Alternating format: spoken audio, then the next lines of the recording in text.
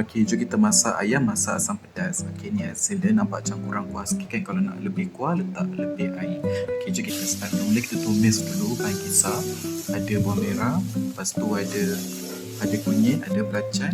Okey, lepas tu kita masukkan pula cili giling ataupun cili paste lah dalam kumis ni, atau pula nak panggil apa. Lepas tu kita buat proses pecah minyak. Banyak kali tambah air, sampai pecah minyak. Lepas tu baru kita masukkan pula ayam. Okey, kita masukkan ayam. Lepas tu kita kacau-kacau dekat stage ni. Okey, seterusnya kita akan masukkan pula bunga kantan. Memang dah wangi dah bau dia. Kita masukkan bunga kantan tu. Okey, nak masak ni memang lama sikit je. Lepas tu kita masukkan air. Lepas tu kita kacau lagi dia.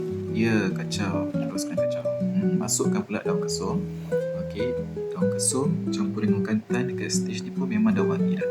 Sedap bau dia. Lepas tu masukkan pula terembulat. Sebenarnya saya terlampau awal masuk terembulat ni, dia kena lambat sikit. Hasilnya dia lembik pula.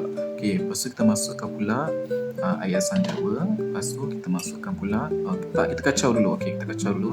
Masukkan pula garam. Seasonkan garam. Kali ni saya masuk bahan perasa lah. Lepas tu kita masukkan bendi dengan tomato. Sebenarnya terung tu masuk kat sini, tapi tak apalah. Yang penting kau buat je lah. Kan, malah nak kira apa semua.